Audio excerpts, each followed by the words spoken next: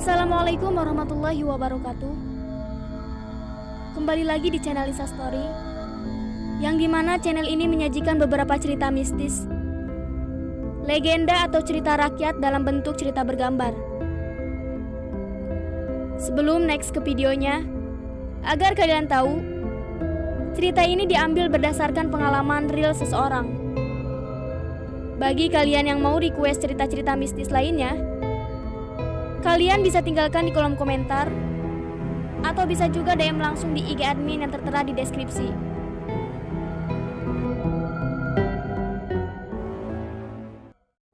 Setiap orang memiliki cara atau strategi bekerja masing-masing. Yang penting, uang yang dihasilkan pun halal dan terjamin. Meskipun begitu, bekerja memanglah sangat lelah dibandingkan dengan orang-orang yang hidup dan kerjanya sudah terjamin. Bagi seseorang yang selalu berusaha, ia menganggap bahwa dirinya akan maju apabila bekerja keras dan berdoa setiap waktu. Artinya tidak ada hidup yang serba instan. Semua dilakukan dengan kegigihan dan keuletan. Tidak hanya itu, untuk menjadi hidup serba mewah, banyak sekali orang yang nekat demi sebuah kekayaan. Yang salah satunya adalah kaya karena pesugihan. Tak heran, orang yang melakukan pesugihan biasanya tak peduli dengan orang sekitar. Yang ia pikirkan adalah hidup kaya dengan instan dan tanpa kelelahan. Di sebuah kota kecil, terdapat salah satu restoran yang ramai akan pengunjung, sehingga nama restoran tersebut sudah terkenal dan terdengar kemana-mana.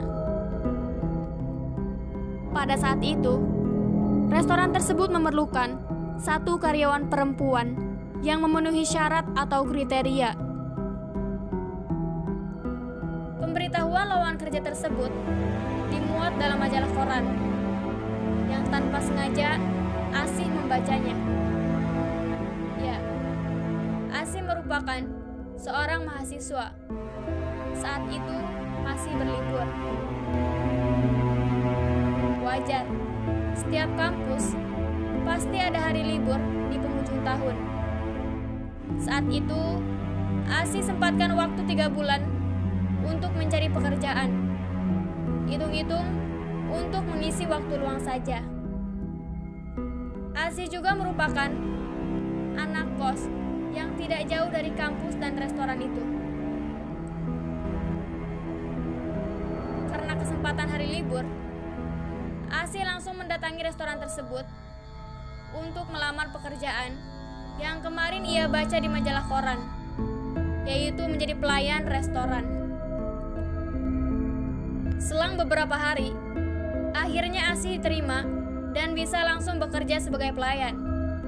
Tapi sebelum bekerja, Asih selalu diperingatkan oleh atasannya untuk tidak sekali-kali mengunjungi dapur tempat cuci piring atau peralatan di dekat toilet karyawan. Dan sekarang, Asih telah mencapai 2 bulan bekerja di restoran tersebut. Gajinya lumayan besar, sehingga membuat ia semangat dalam bekerja. Waktu pun berlalu. Restoran tersebut nampaknya semakin ramai akan pengunjung. Banyak sekali iming-iming warga sekitar terkait restoran itu, yakni restoran ramai menggunakan pesugihan. Meskipun tak percaya dengan ucapan warga sekitar, Asih juga diberitahu oleh teman-teman kosnya yang telah berkunjung ke restoran tersebut, bahwasanya kedua temannya itu seringkali berkunjung ke restoran tersebut. Yakni ketika makan, makanan-makanannya itu terasa nikmat dan lezat, sehingga membuat mereka ketagihan. Dan suatu saat, kedua teman Asih membeli makanan di restoran tersebut untuk dibawa ke kos-kosan. Alasannya, ia ingin membuktikan ucapan-ucapan warga bahwa apabila makanan yang memakai pesugihan biasanya terasa hambar atau basi saat dibawa pulang ke rumah. Meskipun berjarak dekat dan masih beberapa menit dibawa. Saat kedua temannya memakan makanan yang ia sengaja bungkus, mereka muntah-muntah. Menurutnya, makanan tersebut seolah-olah basi seketika, seperti makanan yang sudah 3 hari didiamkan. Wah, gila Zah. Ini makanan padahal baru 5 menit kita bawa dari restoran. Udah basi gini aja. Protes Dinda kepada Zahra. Berarti bener, Din. Kalau misalnya makanan yang memakai pesugihan, rasanya pasti hambar atau basi. Dan setahu aku ya, kalau di kampung nih, apabila kita makan di tempatnya langsung, itu rasanya enak banget. Dan kalau dibungkus untuk dibawa pulang, sebaliknya, Din. Apaan sih, Zah? Jangan seuzon dulu. Nanti salah. Rasa kau, Zah. Ya, aku sih gak seuzon. Feeling doang, Din.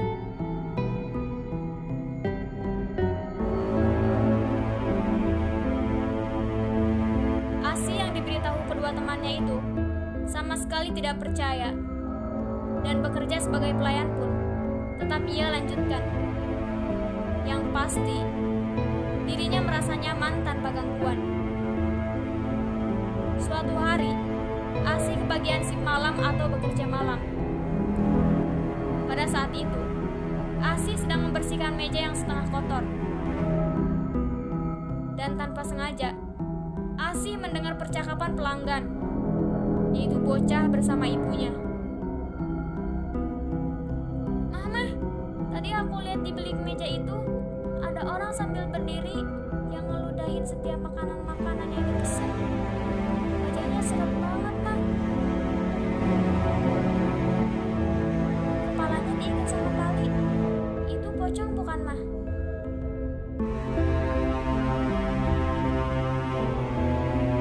Asi pun penasaran, dan ia juga bersamaan menengok bilik meja tersebut bersama ibu si bocah itu dengan perasaan yang campur aduk.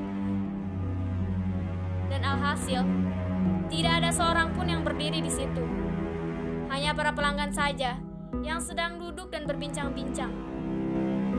Ibu itu pun membawa anaknya bergegas untuk pulang. Asih yang masih penasaran, akhirnya memberanikan diri untuk melihat ke sekeliling restoran. Meskipun dirasa itu kurang kerjaan, tapi penasaran tetap harus dibuktikan. Tidak ada apa-apa di sekitar sudut meja dan ruangan. Akhirnya ia sekejap menghilangkan hal-hal aneh dari benaknya. Karena Asih takut dikeluarkan jika tidak bekerja dengan maksimal. Asih pun seperti biasa melanjutkan pekerjaannya. Ia melayani setiap pesanan-pesanan pelanggan. Duh, malah kebelet pipis lagi. Mana banyak pengunjung yang datang. Udah deh, aku izin ke toilet bentar aja kali ya. Asih bergumam, karena ia sedari tadi menahan untuk buang air kecil. Setelah beberapa menit kemudian, Asih pun keluar dari toilet untuk melanjutkan pekerjaannya. Baru saja 1-2 kali melangkah, Asih mendengar seperti banyak sekali orang yang sedang mencuci piring di dapur. Sehingga suara gesekan antara piring dengan piring pun ia dengar jelas, dan membuat giginya terasa ngilu. Karena dari benaknya selalu tumbuh rasa penasaran, Asih pun beranjak ke dapur dan sesekali mengelap tangannya yang basah. Ia pun menyelundup, sembari membukakan pintu dengan pelan-pelan dan hati-hati. Dan ketika pintu itu dibuka pelan-pelan dan hati-hati oleh Asih, ia melihat ada sesosok pocong yang sedang mencuci piring dengan dipantau oleh atasan Asih. Jantung Asih terpompa dengan kencang, saking kagetnya dan gemetar bulu kuduknya. Karena ia melihat pocong tersebut melakukan pekerjaannya dengan menjilati setiap piring-piring yang kotor. Tak percaya perkataan orang lain tentang perihal pesugihan, kali ini Asih benar-benar percaya karena ia membuktikan dan melihatnya dengan mata kepala sendiri. Asih yang masih termenung dikageti juga oleh teman seperjuangannya. Ia memanggil Asih di balik pintu toilet untuk memberikan pesanan ke beberapa pelanggan. Asih pun beranjak keluar, berharap si atasannya tidak mengetahuinya. Hari pun berganti. Kejadian malam tadi, Asih tetap tenang untuk menghadapinya. Dan Asih pun akan merencanakan keluar dari restoran tersebut atau berhenti bekerja setelah melihat kejadian-kejadian tersebut. Dan hari ini, hari Kamis, Asih sedang berkumpul dengan beberapa karyawan pelayan di pojok taman. Mereka berbincang-bincang dengan keseruan masing-masing. Dan beberapa menit kemudian, salah satu temannya bertanya, "Kalian percaya nggak tentang rumor-rumor pesugihan?" Teman Asih yang mengalihkan pembicaraan mulai membahas masalah pesugihan. "Gua percaya sih, Ren. Kampung gua juga banyak yang ngomong-ngomong masalah pesugihan. Emangnya kenapa sih, Ren?" Timbal Siska kepada Aren. "Kasir yang suka kerja di bawah lantai. Kalian tahu? Kemarin baru aja meninggal. Gue juga dikasih tahu sama atasan. Kalian dikasih tahu belum?" "Innalillahi. Bapak kasir yang suka bercanda sama kita. Itu bukan yang sipit-sipit. Lah, emang apa masalahnya sama pesugihan?" "Ya, justru itu, sis. Warga kampung gue pada ngomongin restoran ini. Katanya sih restorannya pakai pesugihan. Dan si Pamba itu salah satu korban tumbal restoran ini, nih. Tapi gue masih belum percaya sih." Asih yang sedari tadi menyimak percakapan teman-teman karyawannya itu langsung terdiam dan tidak berbicara sedikit pun. Takutnya, jika Astri menambahkan percakapan temannya tentang rumor pesugihan restoran itu, ia dituduh atau disangka penyebar hoax. Meskipun Asih sendiri yang melihat kejadiannya langsung. Waktu pun berjalan dengan cepat, sehingga sekarang memasuki hari kelima, yaitu hari Jumat. Kebetulan, hari Jumat, restoran tutup dan para karyawan diharuskan berkumpul untuk menerima gajian. Dan Asih merencanakan akan keluar dari restorannya menjadi pelayan atau berhenti bekerja. Tanda tersebut ia bicarakan kepada atasan karena libur sebentar lagi usai dan Asih akan melanjutkan perkuliahannya. Padahal di dalam hati Asih, bukan itu alasan yang akurat untuk keluar jadi pelayan atau berhenti bekerja sebagai pelayan. Karena ia takut dengan tumbal-tumbal yang seiring berjalannya waktu, karyawan-karyawannya gugur berjatuhan. Dan alasan perkuliahan itu hanya belaka saja, supaya si atasan tidak tersinggung dengan ucapan Asih. Atasannya pun memaklumi Asih, dan ia memperbolehkan Asih untuk berhenti bekerja sebagai pelayan di restoran tersebut.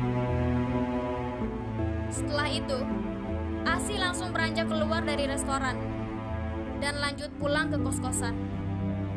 Setelah sampai ke kos-kosan, teman Asih yaitu Siska, yang kebetulan pelayan di restoran itu, mengabarkan kepada Asih bahwa Aren telah meninggal pada jam 12 malam tadi.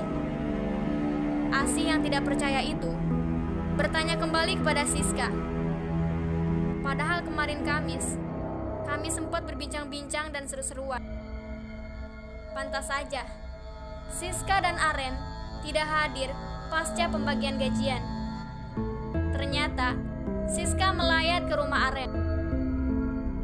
Tanpa berpikir panjang, Asi dan Siska buru-buru menuju rumah Aren untuk melayat. Di setiap perjalanan, Asi terus saja memikirkan penyebab meninggalnya Aren, dan ia sesekali bertanya kepada Siska. Asi dan Siska berjalan kaki menuju rumah Aren, karena rumah Aren tidak terbilang jauh dari kos-kosan dan tempat bekerjanya. Setelah sampai di kediaman jenazah Aren, ibu dan adiknya menangis histeris. Padahal 1 hari yang lalu Aren baik-baik saja dan ceria seperti biasanya. Tapi ketika malam pukul 8-an, Aren sakit-sakitan dan mengalami panas tinggi dengan kejang-kejang. Tutur ibunya kepada orang-orang yang melayat.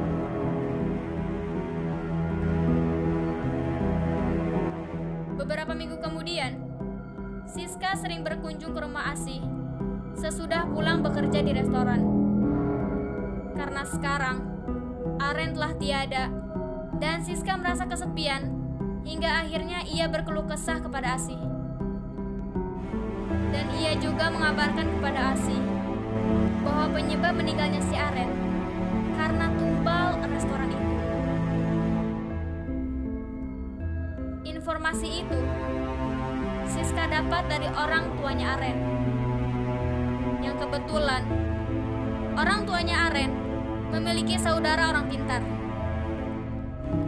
Dan orang pintar itu mengatakan bahwa Aren dijadikan tumbal berikutnya oleh pesugihan restoran tempat ia bekerja. Siska pun bercerita kepada Asi, dan ia ingin merencanakan untuk berhenti di restoran tersebut sebagai pelayan. Ya, walaupun gajinya lumayan besar, tapi nyawa tetap nomor 1.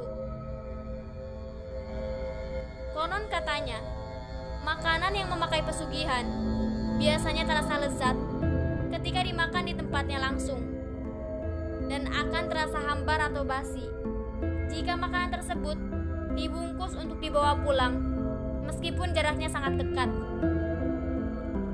Dan pesugihan tersebut biasanya menggunakan makhluk halus jin atau pocong untuk melezatkan makanan-makanan dengan cara diludahi, sehingga apabila ada orang yang makan tanpa baca doa dan tidak dimakan di tempat langsung, akan terasa tidak lezat atau hambar. Pesugihan itu dilakukan agar para pengunjung semakin ramai, dan orang yang melakukan pesugihannya mendapatkan untung yang besar dari hasil jualannya.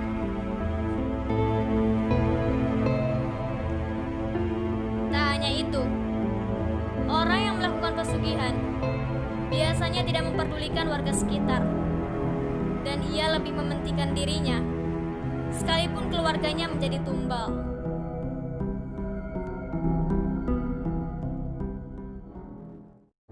Oke, kiranya itu saja video yang admin sampaikan. Apabila kalian suka dengan channel ini, jangan lupa untuk subscribe dan aktifkan tombol notifikasinya, agar kalian tidak ketinggalan update video terbaru dari admin. Dan support channel ini dengan cara share kepada teman-teman kalian, agar berkembang dan menyebar luas, sehingga bisa berbagi cerita dengan admin. Wassalamualaikum warahmatullahi wabarakatuh.